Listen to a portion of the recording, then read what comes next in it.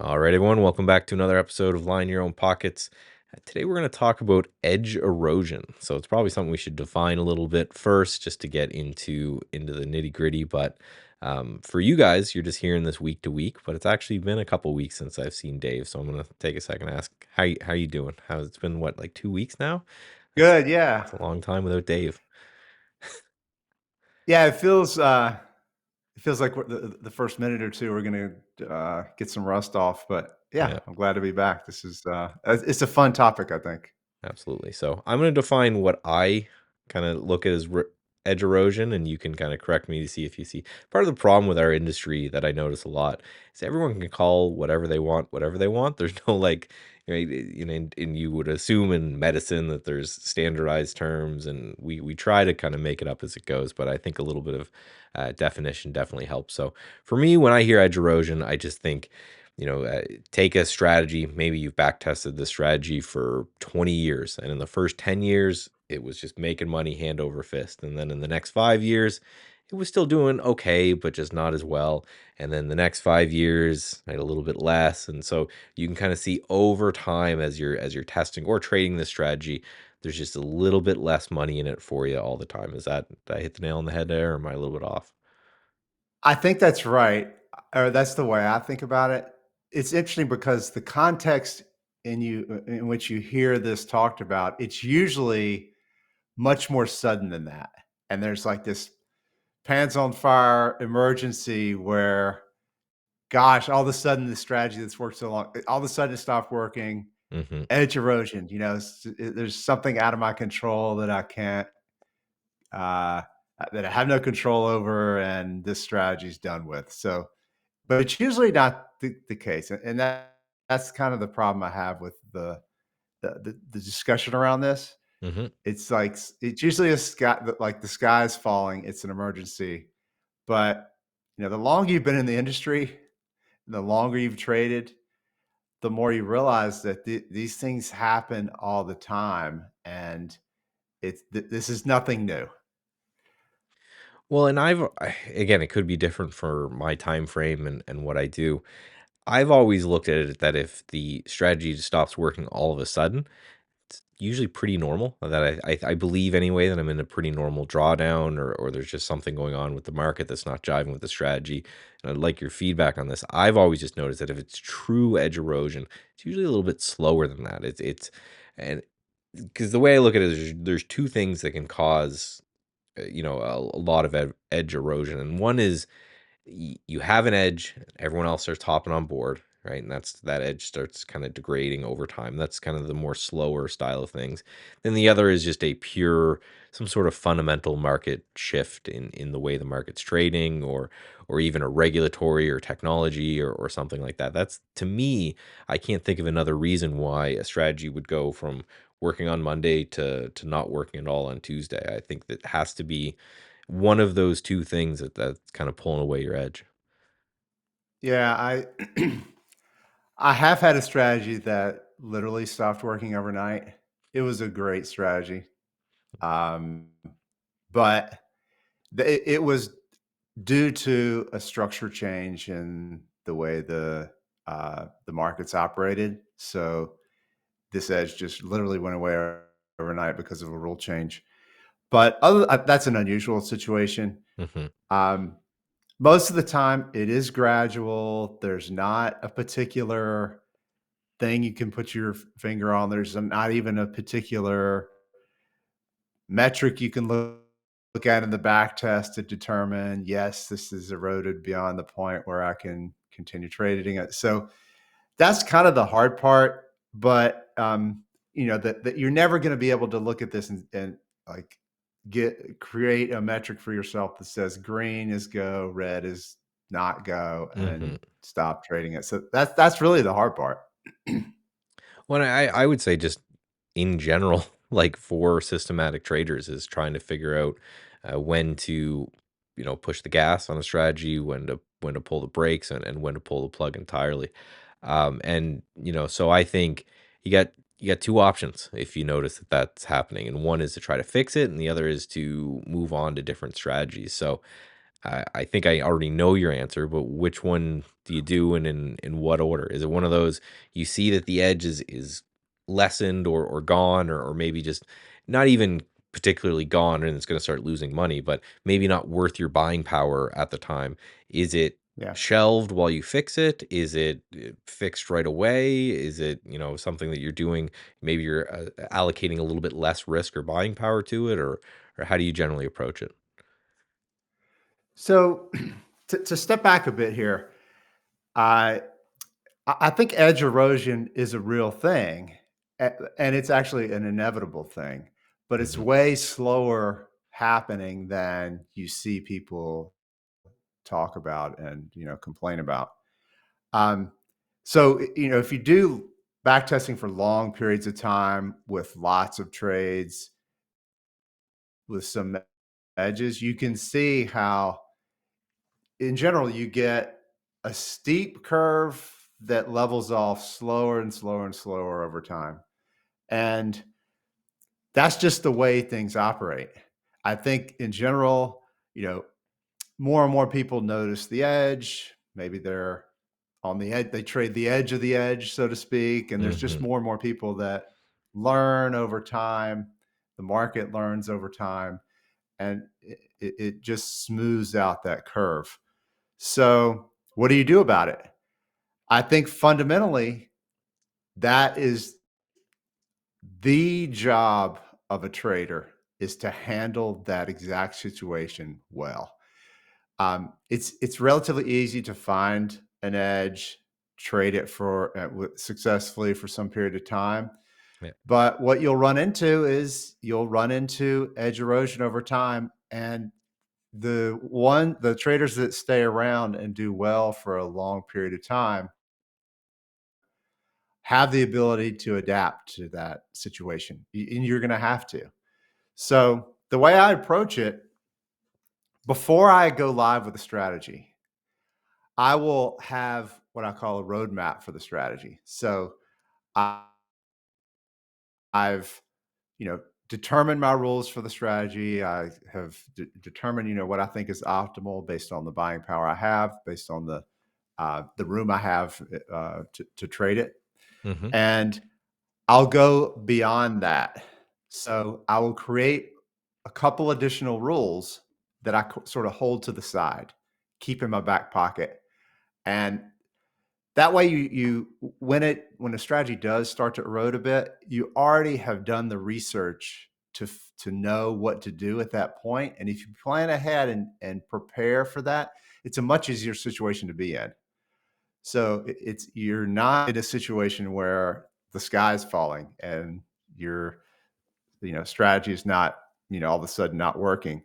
You've got you've got a plan in place that you've researched and that you've planned ahead for. So it's a much less stressful situation. Yeah, and that's I like that. Right, you're already saying, okay, when this breaks, this is here's my game plan going forward.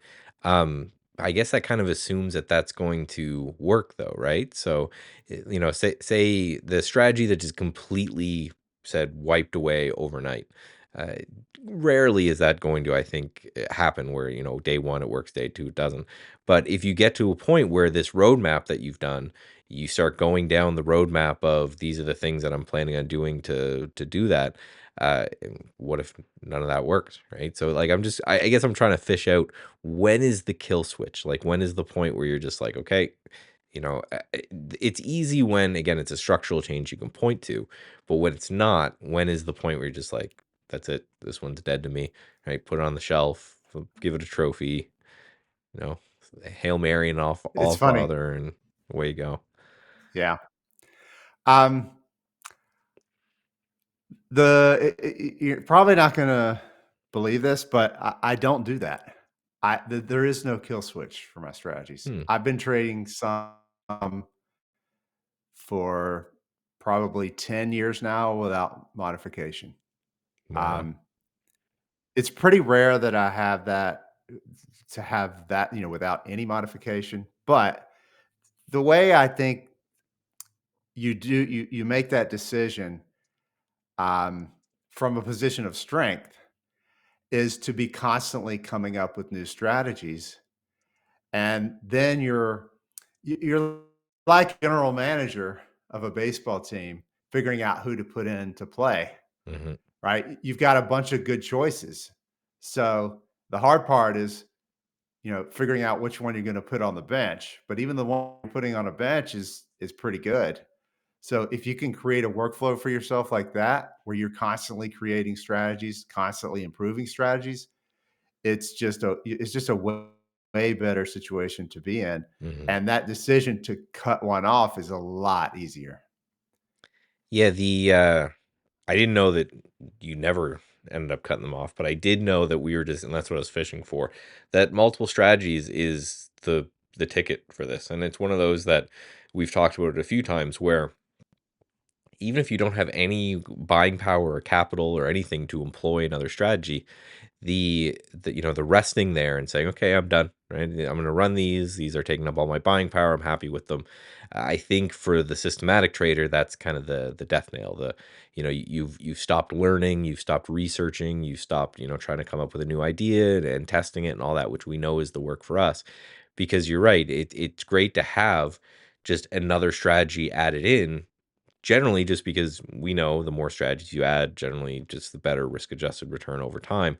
But it does that same thing as well. So if you start to see edge erosion, well, it might just be time to implement that strategy that you've been paper trading and back testing and doing all that work into that. So at least it doesn't feel that bad that, it's like, okay, you've got a new baby to play with. For me, it's kind of the same way. I expect, and this could be an interesting discussion as well, I expect the swing trading that I do, that edge erosion, to be a little bit less than I think a lot of the day trading stuff. Simply because if I'm buying something and I'm holding it for a couple weeks, there's less. Everybody could pile on board, and there's just less of that, I think, overall problem. But as I get more and more into day trading, this is something I think I definitely have to focus on more. And again, just stacking strategy after strategy.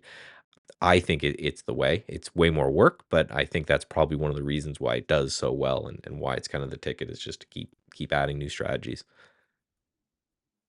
Yeah, I think that's totally true. And when people talk about edge erosion, and I think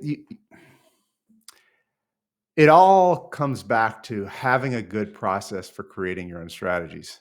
Hmm. And if you don't have that, you're going to be worried about edge erosion a lot. But that's sort of the name of the game. I mean, that's kind of, I think, the whole trading game, and being good at it is how you come up with strategies, how you improve them over time. So, um, to me, people that point to edge erosion and complain about it, they just need to come up with better strategies, and they come up with additional ones. Hmm. And the hard part about it is, you get, like we've talked about before with Brett Steenbarger, you get calcified. You get something that works. You feel like that's who you are. It's the kind of trading you do. It's working. You feel like you don't need to work to improve it. But really, when you're that's the best time to improve, is when you don't have to improve. You don't feel like you have to improve. Hmm. Like, when you don't need a new strategy is really the prime uh, uh, time to be coming up with new stuff. And yeah, I would, go back to the podcast that we've talked about in the beginning where we talked about how to build strategies. Because yeah, I just couldn't agree more that when the moment comes that your system stopped working, you're going to be very happy that you have multiples. You're going to be very happy that you've been working on that. But let's just talk a little bit more about um, the what is generally happening, because some people, I think we should just take a step back. Some people might not understand the concept of edge erosion when it comes to like what occurs in the market, and quite often what we're talking about is there's a lot of smart people out there that are looking at the market and trying to come up with strategies and trying to build different strategies and ideas. And so you might be not necessarily the first to a strategy, but you might be early. And let's just take something simple as most gaps fill. Let's just say that. So you stock gaps up, you short the gap, and that's a thing. Maybe that's a thing that worked for a while in 70s, 80s, that kind of thing. But as more and more people notice that, there's two things that occur. One is front running of the strategy, right? Another way to look at it might be a moving average crossover. Well, if I know a moving average crossover has edge, well, I'm going to buy it the tick before the moving average crosses over, right? And then someone else is going to buy it the tick before the moving average, and so on and so forth until the strategy is just kind of defunct. Then the other thing is predatory in nature. If I know that there's a whole bunch of retail traders that are shorting the second a stock gaps up, and I'm a giant hedge fund out there, I'm just going to buy a whole bunch of shares and rip it up in their face and trigger their stops and do the opposite of it. So both of those things combined can kind of, that's the edge erosion that I think of anyway, the more systematic kind of everyone discovers something, it gets talked about, it gets spread around, and I don't think there's any way to avoid this. So I'm always interested in your opinion. There's a lot of people who think they have to keep everything really close to their chest to prevent that. But how much do you think that kind of edge erosion is going to happen anyway? And we'll kind of talking about a little bit what you do or sharing what you do, will that actually hurt it faster, or do you think it's just if your strategy is good enough, it should hold up over time anyway? Yeah, my thinking has changed about this over time. So back in when I first started trading, I would post my trades on Twitter and on my blog at the time, and I would do that every day. Um, and that was back before I was back testing, Mhm, and it when the strategy started to erode a little bit, I thought my first thought was, "Man, what a how stupid was it to be posting these trades online? That was just a really dumb idea." That's what caused it, right? But the more I've thought about it and the more I realized what happened, um, it's just the normal course of events. And nobody was reading my blog at the time. It was not, it would have to have been a huge number of people seeing it and following it and trading exactly what I was doing. Like it was just impossible that that would have happened. But um, so I just realized I needed a better process for myself to come up with strategies. I mean, there's just no question about it. So mhm, um, yeah, that's so I don't think that I don't think that, holding information close to your vest to not sharing information is going to make a difference at all. I think you I think you're going to get way more from sharing with other trusted traders like go back to the episode where we talked about this. The more you give to other trusted traders, the better you are at creating trust with other good traders, I think the better off you're going to be in the long run. mhm. But when you get started, it's easy to think that, oh, I've got this, awesome edge. I can't tell anybody about it because it's going to erode it. I used to think that was the case, but I just don't really believe that anymore. Yeah, you think you've figured it out, and you can't tell these mere mortals that haven't discovered it yet. Um, yeah, and I would Right. tend to agree there. I would say maybe in some cases, if your edge is, I'd say it's more a liquidity thing than an edge erosion thing. If you're trading like very liquid assets, maybe you don't want to talk too much about that. But yeah, I'm the same way where if again, I think it's one of those things, maybe more sensitive in day trading than in swing trading, for sure. But yeah, and the more you talk strategy with traders, the more interesting things. So I'm actually having an example from this from my trip to New York that I just had, where I've been trying to get a little bit more in the day trading world and building strategies and working with prop firms and stuff for that. And I was chatting with a guy who's been day trading for ages, and he goes, "Oh, well, let me," we were talking about it, and I was saying, "Listen, I want to get," and he's like, "Oh, let me show you what I do." And he sat down and for a couple days, he was sitting next to me at the conference. He'd show me when he took a trade, and this is why, and all that. And then I was just looking at it saying, "Hey, I could probably automate 60% of what you do just through, trading view alerts and things like that. And I showed him it, and I built the alert on his computer with ChatGPT and added it, and he was just blown away. So it's like he may have given me a strategy that I can put into my quiver now when I'm going on this journey, and I gave him some automation for his, so hopefully made his life a little easier. So it's what we talked about again with the whole trusted trader thing, is that yeah, you never know. So, we had a whole podcast on this, but create a little community for yourself and go through that and see. You never know. Someone may. I'm not going to copy what he did verbatim. All right, I'm going to look. I looked at what he did, and I'm trying to figure out a way I can systematize it a little bit better for myself. But yeah, just so share a little bit, right? It's not gonna ruin your trading style. That's for sure. Yeah, and, you know, you shouldn't, share all your secrets, and, give away all your strategies online for free, but you should develop and cultivate your own trusted trading group and trusted contacts. Hmm. Do network, like Mike Belfiore says, networking is a trading skill. Yep. So that's definitely the case. So there's one other dynamic here that I've noticed.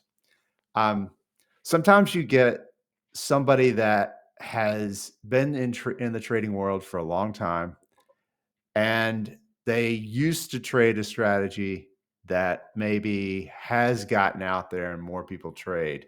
Hmm. And back when they were trading it, they, it had a lot of edge. It was earlier on that edge erosion curve that we talked about. Hmm. Um, But for that trader, they moved on to something else, and they've created strategies for, better strategies for themselves. So they moved on to something else. But they would say that, oh yeah, that stopped working. That no longer works. But when you see, I've seen this among the traders that I work with, newer traders who are very hungry and don't have that experience would look at that same strategy and say, "Man, this has some edge here. I'm gonna trade this."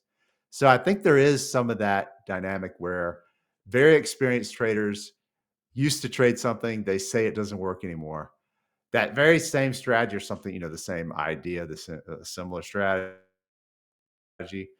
a newer trader that's more hungry comes along and it still works, or it has plenty of edge for that person. So I think there is that dynamic, and that's why you see, I think, this edge erosion kind of uh, catch fire, and you see these flare ups on Twitter about how edge erosion is, the sky is falling, basically. Well, I think there's a couple things there. It's one of those, yeah, if you've been trading for a long time, you've got 5 or 6 strategies, you're more ranking on what do I have buying power for, right? If I have a wicked strategy and a good one and a kind of okay one and one that's, in my opinion, just meh, you throw that meh one, or you don't apply a lot of capital to it because you've got all these wicked. But someone else looks at that and says, well, I have nothing. This strategy that you just looked at and did whatever, I would kill just to have something that is profitable at all, right? That when you're getting started.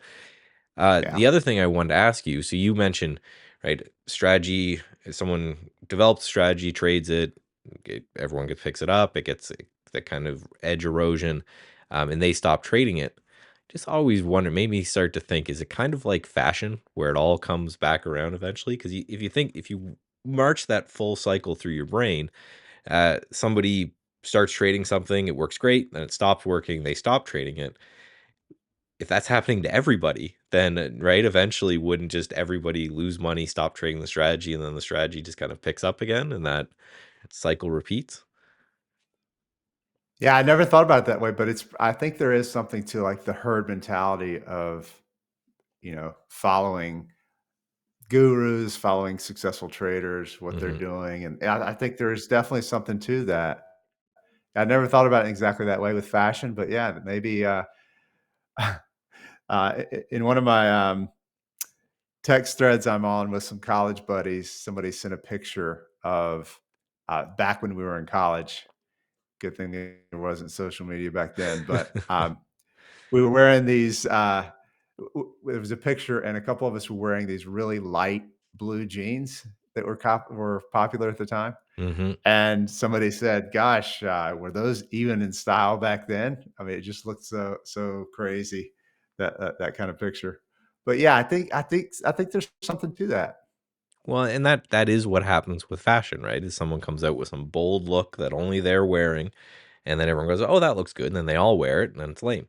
So everyone stops wearing it, and then it Yeah. becomes interesting. So I just wondered if it was the same, because I've done this before, where I've dug up old trading strategies that maybe I hadn't been trading or hadn't been looking at too much, and they seem to be okay. And I didn't think of the guru part of it, but that could certainly be the case where there's some really big names pushing some really big strategies, and they get overcrowded, and then the guru usually moves on with his life or changes, and then those people are kind of left behind. So I really think, kind of the main takeaway, and if there's any others, certainly let me know, is that you got to always be building new strategies, and you always have to be trading multiple systems and multiple time frames, multiple instruments, whatever ends up being. But you never know when they're going to erode, and if we're right about the whole fashion thing, you never know when they're going to come back. So it's just best to be doing as much as you possibly can across as many different styles and strategies as you can, and you can only do that if you're a systematic trader, right? It's I couldn't imagine a discretionary person day trading 10 different styles and then also doing some swing trading and some options or whatever. I think the only way that you can diversify yourself like this is if you become kind of systematic in nature, where you have all of these different ideas that you can do at once, because you're not spending a lot of brain power on each individual one. Yeah, I think that's true. Yeah, I think certainly it's a lot easier to do it systematically. I know some traders that I used to think that there were hardly any really successful discretionary traders, but some traders I work with now that they do really well, and they have a significant discretionary component. So, but I think it is easier for mere mortals Hmm. to trade systematically. I think there's just so many more benefits. It really resonates with a lot of people, and people, um, somebody like developers. Like if you're a developer, you're gonna it's just gonna resonate with you more to be able to do it and to trade systematically rather than discretionarily.